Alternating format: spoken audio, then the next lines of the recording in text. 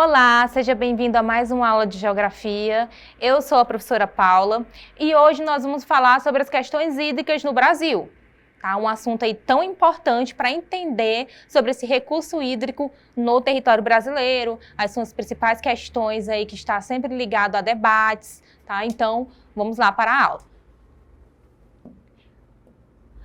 Trouxe aqui uma questão para vocês do Enem 2020, prova amarela, questão 86 de Ciências Humanas. O que fala a questão 86? A demanda mundial para a produção de alimentos aumenta progressivamente as taxas muito altas. Atualmente, na maioria dos países, continentes e regiões, a água consumida na agricultura é cerca de 70% da disponibilidade total. Para que haja a redução da pressão sobre o recurso natural mencionado, a expressão da agricultura demanda melhorias no quê? Então, é uma questão que ela fala da agricultura, mas ela é voltada para o desgaste aí da água, né, do recurso hídrico na agricultura, que é um assunto que aí é bem debatido dentro das políticas ambientais e também da geografia. Então, ela quer saber o que teria que ter de melhoria aí na agricultura para que houvesse a redução dessa demanda, né, hídrica voltada para a agricultura. Tá? Então, vamos lá entender tudo isso. Para que nós possamos entender a questão aí desse recurso utilizado na agricultura, é importante também entender como que acontece a distribuição de água de uma forma geral, no mundo e depois, mais precisamente, no Brasil. Então, nós temos aí 70% do planeta, ele corresponde à água, né, recurso hídrico, tá? E aí, de toda a água que nós temos no mundo, aproximadamente 97% é água salgada. Tá? Em alguns materiais vai aparecer 97, em outros 97,5, por isso que nós colocamos aí com a proximidade, tá? Aproximadamente 97%. E aí nós temos apenas 2,5 ou 3,3% de água doce disponível no mundo, tá? E apenas 0,3% está disponível aí para o consumo. Quando eu digo que apenas 0,3% de água está disponível para o consumo, é porque são as águas que estão disponíveis aí nos rios e lagos, tá? Então, as águas que estão disponíveis aí na superfície são as águas que podem ser consumidas. Percebam aqui nesse gráfico que 30%, né, nessa imagem, que 30% da água doce, ela é subterrânea. No quê? Nos aquíferos, né? Que são águas bem mais subterrâneas ali, além dos lençóis freáticos. E 69% está nas geleiras. Então, dentro dessa porcentagem de 2,5% ou 3%, está disponível apenas 0,3% de água para o consumo, que está aí nos rios e lagos, tá? Então, trouxe novamente aqui algumas informações para vocês. Lembra que eu falei que em alguns lugares aparecem aí, né, 3% ou 2,5%. E algo interessante, gente, é entender que só no Brasil tem 11% de toda a água doce do mundo. Então, o Brasil, ele tem uma quantidade de água doce considerável se eu comparar com o restante do mundo. Tá? Lembrando que no Brasil nós temos o maior rio em volume e extensão do mundo, que é o rio Amazonas. Tá? Então, o rio Amazonas é o rio mais volumoso do mundo e mais extenso também. Tá? Então, esse acúmulo de recurso hídrico também se deve a essa situação. Além disso, nós temos aí também os aquíferos, que nós vamos ver daqui a pouco, mais para frente, mostrar para vocês quais são os dois principais aquíferos do mundo que estão localizados no Brasil. Então, por essa questão, o Brasil tem esse volume todo, né? 11% de toda a água doce é um valor aí considerável, tá? Continuando. Então, nós temos aqui, né, disponibilidade de água doce no Brasil por região. Bastante importante prestar atenção nessa situação, porque a partir dessa análise aqui eu consigo verificar dentro do território brasileiro onde tem o maior acúmulo aí de água doce. Tá? Então, Consequentemente, pelo fato de, na região norte do Brasil, ter o maior rio em volume e extensão de água do mundo, 68% dessa água no território brasileiro está concentrado aí na região norte, tá? 3% no Nordeste, 16% no Centro-Oeste e no Sudeste 6%. No Sul, totalizando apenas 7% de água. Então, dentro do território brasileiro, a região Norte é a região que mais acumula recurso hídrico, né, relacionado aí à água doce, tá? E é importante você observar também que a região norte é a região que possui a menor densidade demográfica. Então, o que é a densidade demográfica? É o número de habitantes por quilômetros quadrados. Então, aqui na região norte, nós temos a menor densidade demográfica, ou seja, tem uma menor quantidade de pessoas se eu relacionar com a área disponível, mas também temos a maior quantidade de recurso hídrico aqui na região norte, tá? Em contrapartida, se eu observo o Sudeste, né, ele está bem atrás, relacionado a recursos hídricos, tá? Porque não tem rios tão volumosos quanto tem aqui na nossa região, ok? Então, continuando. É importante também observar as bacias hidrográficas do Brasil para poder verificar a potência que o Brasil tem na sua rede hidrográfica. Então, nós temos aqui a bacia do Rio Amazonas, que é a bacia amazônica, que é a maior do mundo. A bacia do Rio Tocantins-Araguaia, que fica ali, pega o centro-oeste, parte do norte do Brasil e até um pouco ali do nordeste. Bacia do Nordeste. Bacia do São Francisco, daquele rio que começa ali em Minas Gerais, né, que ganha volume ali no Nordeste. Bacia do Leste, Bacia do Sudeste, Bacia do Uruguai, Bacia do Rio Paraná e Bacia do Paraguai.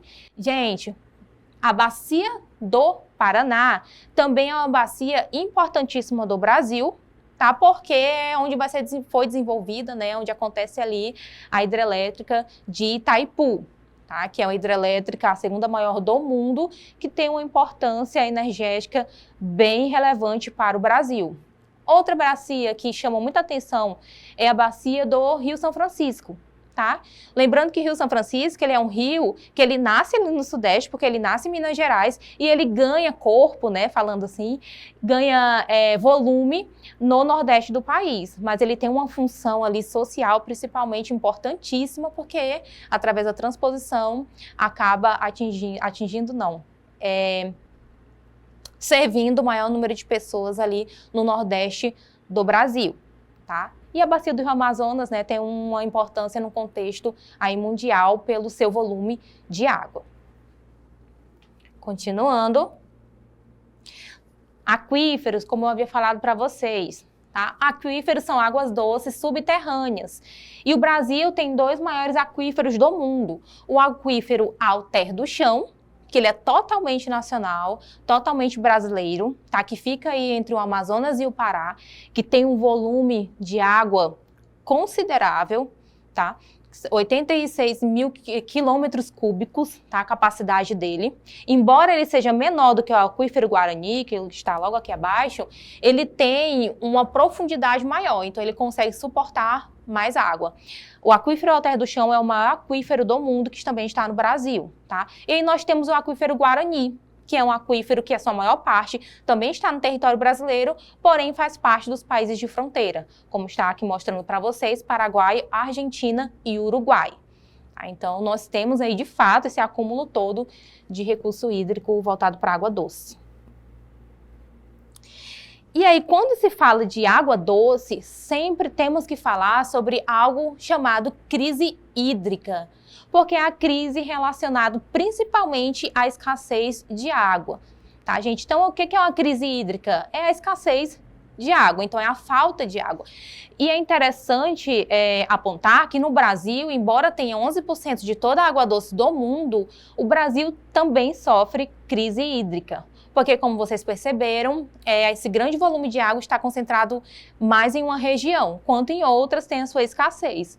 Então, nós temos aí, lá no sertão nordestino, que é por causas principalmente naturais, que tem a falta de água, e também temos uma situação do sudeste do país, tá?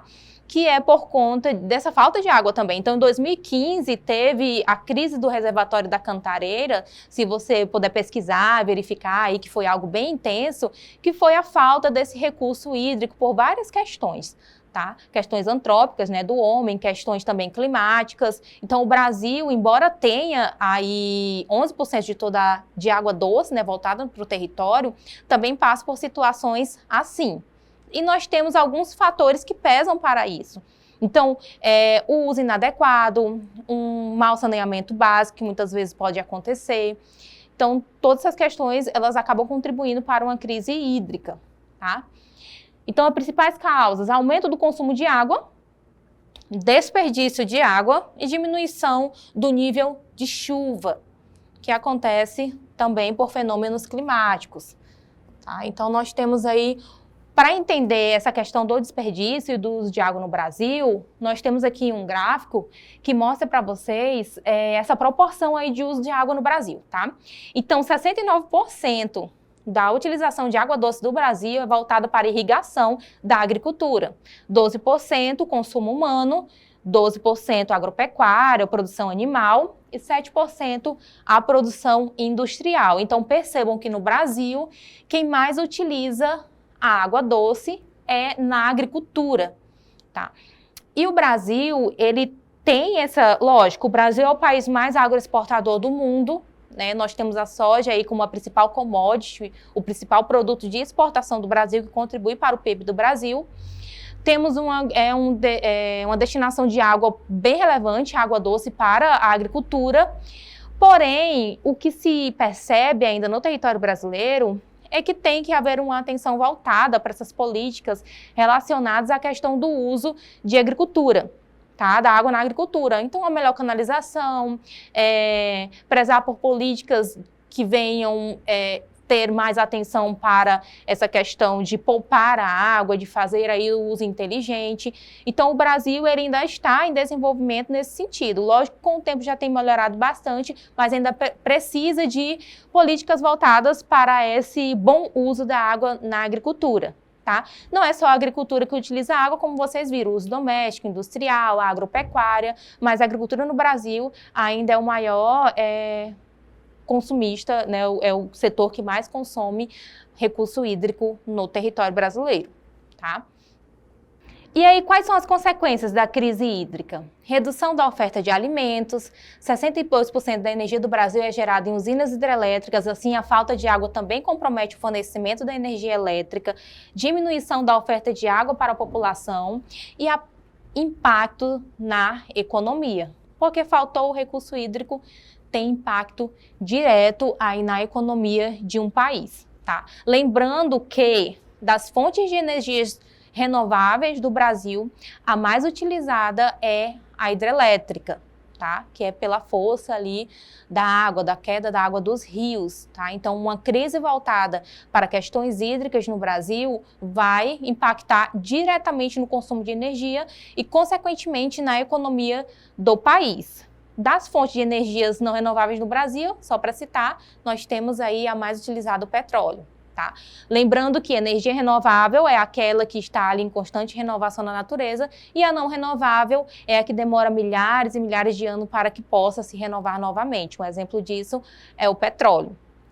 Então, voltando aqui, nós temos aí essas consequências.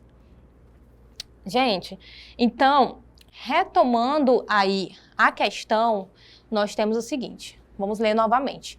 A demanda mundial para a produção de alimentos aumenta progressivamente às taxas muito altas. Atualmente, na maioria dos países, continentes e regiões, a água consumida na agricultura é cerca de 70% da disponibilidade total, né? Nós vimos na aula essas afirmativas, né? Muita água voltada para a agricultura, porque de fato também precisa, né? E nós temos aqui a fonte, recursos hídricos no futuro, problemas e soluções, tá? Uma dica é sempre você olhar aí a referência, tá? Para poder ver aí o título de onde foi tirado, que também lhe dá uma dica aí na hora da resolução da questão. E aí o comando da questão diz o seguinte: para que haja a redução da pressão sobre o recurso natural mencionado, A expansão da agricultura demanda melhorias no quê? Então, para que haja essa pressão voltada, né, para o recurso hídrico, que é demandado para a agricultura. Por que, gente, uma pressão? Porque 70% da água voltada para a agricultura demanda uma atenção, demanda um sinal de alerta. É porque é necessário, mas é um volume bem considerável, né? Então, o comando da questão diz, para que haja essa redução dessa pressão voltada aí para esse recurso voltado para a agricultura, é necessário o quê? E aí ele quer saber aqui. A fertilização química do solo. Em nenhum momento aqui se fala sobre fertilização química, embora esteja falando da agricultura, não está citando aí as formas de fertilização química do solo, e sim questões relacionadas à água, tá? B. Escoamento hídrico terreno? Não se fala sobre escoamento na questão. C. Manutenção de poços artesianos? Será que tendo a manutenção de poços artesianos, esses problemas relacionados à grande quantidade, né, de água e até de desperdício de água será resolvido? D. Eficiências nas técnicas de irrigação? E letra E. Velocidade das máquinas colheitadeiras? Aqui não está falando em relação à velocidade de máquinas, né? Nem cita isso, tá? E aí nós temos aí o gabarito da questão, a letra D. Eficiência nas técnicas de irrigação. Porque está falando o seguinte, se houver técnicas de irrigação mais adequada para o uso, né, que sejam usadas de forma inteligente para essa agricultura, com a intenção de nunca desperdiçar e sim ter a melhoria ali e o bom aproveitamento dessa água, a pressão pode diminuir voltada para essa situação, tá? Então, eu espero ter tirado todas as suas dúvidas sobre a questão. Até a próxima aula.